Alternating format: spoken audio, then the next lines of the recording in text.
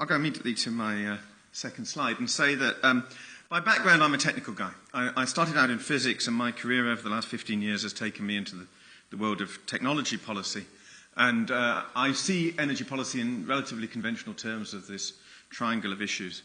I work with a lot of economists, though I'm not one of them, and some of them, but by no means all, I suspect, look forward to the happy day when there's a proper working price for carbon and a value for lost load, and all of energy policy becomes a corner of economics. I don't take that view, but today, given that time is limited, I am going to stress economic factors and frankly take two issues as given. One is that in the environmental space, climate change is a dominant issue, and that nuclear power is a low emitter of greenhouse gases, and then I'm going to assert that nuclear power is good in security of supply terms because uranium comes from everywhere, and several of the countries it comes from are more stable than this one. But the economic issue is a tricky issue, and is it going to change? Yeah. And it sits all within a blustery context. Now, as Jeremy alluded to, nuclear energy has been the most baseload of baseload, and frankly, it suits a stable world, but the blustery context, a lot of it, of course, is the volatility and the intermittency of renewables. This is first quarter wind data, and I'm delighted that Andy put up the chart of what the future might look like, because it's not a simple question about what happens to that kind of volatility as we see an order of magnitude increase of wind. Now, of course, that's not the only volatility. The load has always been variable, but that never bit into the base load like Andy's chart showed. The greater volatility in the future might actually be sufficient to bite down into the base load. It's not the only volatility that's increasing, and to introduce my next comment on that, I'd like to bring in a policy comment, which is the context of the EU 2020 by 2020 targets, the first two of which are nominally binding. And I would suggest the one that's of greatest importance for nuclear energy is in fact the renewables target, not the low greenhouse gas target.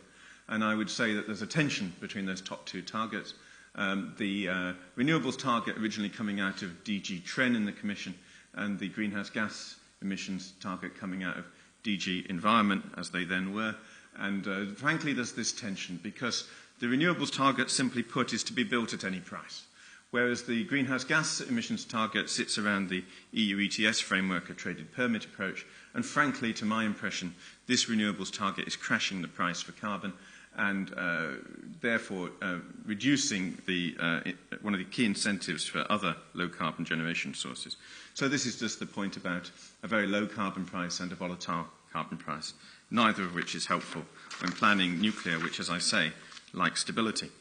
But in this country, the nuclear renaissance has had behind it a big rhetorical push, and I would say even beyond rhetoric into policy, and the Climate Change Committee has indicated that we are heading for electricity decarbonisation by 2030, and that is a major incentive or suggestion that nuclear has a role to play going forward. Okay, but this proposition comes on the back of a nuclear heritage, of course. We have about 11 gigawatts of capacity, and capacity and energy are pretty similar things for nuclear. And what we have, however, is only one modern plant, I would suggest. The size will be PWR, a modified Westinghouse SNUPS plant in Suffolk. We have the prospect of nuclear new build. We have three teams of companies. Well, first of all, we have EDF in partnership with Centrica. We have Horizon, which is a joint venture company of E.ON and RWE npower. And we have New Generation Limited, which is GDF Suez, Iberdrola, and Scottish and Southern. And what you have is these ambitions, which, if they were all built, would be beyond replace nuclear with nuclear. And these ambitions are not merchant projects. They're not really project finance. These are backed by big, diverse European energy companies. It's corporate finance, and a lot of it is on balance sheet. And this is because of the issue of risk. I said earlier that nuclear power has issues of cost.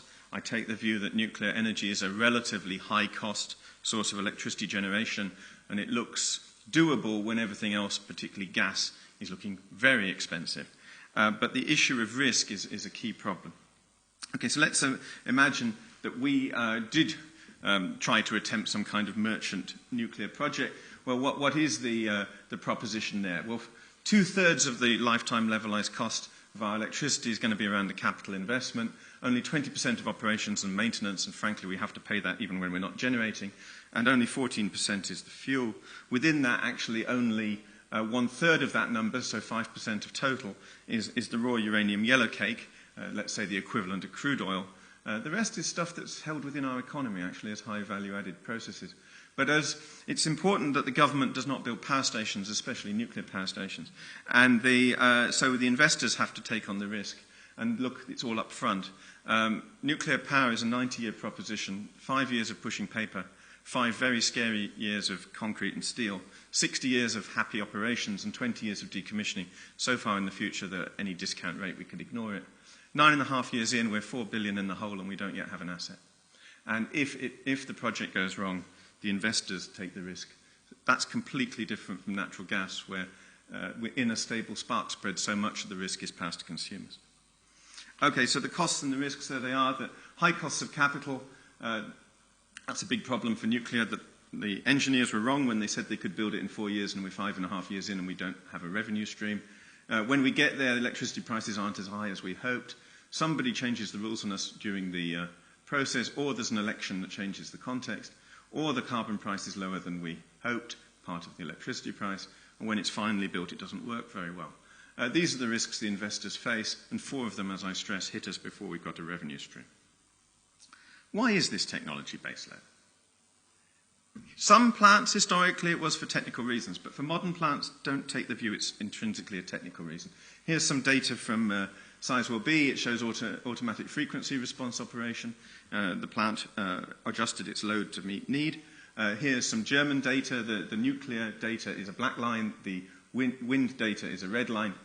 And it shows that nuclear energy can indeed be operated flexibly in technical terms. So I would suggest that it's not technically the reason it's not operated flexibly, although I should say that American colleagues have pointed out that the good improvement in nuclear load factors was to some extent established by finding the sweet spot in the settings. And if you start to take a nuclear power plant into load following, you come off the sweet spot and maybe you do jeopardize reliability. But to a first approximation, it's not technically baseload. It's economically baseload. Here is some slightly optimistic French numbers about the cost of nuclear power versus key competitors. And as you see, the economic advantage, if there is one, only comes in when you're running most of the time. So, moving on to some topical policy issues that shape the context right now. I'm suggesting that the economic proposition for nuclear new build is on a knife edge. And on bad days, it does not look attractive at all. In the US, this caused a stalling of the Renaissance, despite the pump priming measures legacy from the Bush administration. And in this country, too, things were looking a bit worrying for the nuclear investment. I would suggest in response to these issues, and I'm even saying in response to these issues for nuclear, the UK government issued the important electricity market reform consultation. It has 4 measures. They do a little to reduce the cost, but they do much to reduce the risk, and that's absolutely key if this nuclear project is to work. We have a floor to the carbon price and a much higher level of certainty and a much higher carbon price.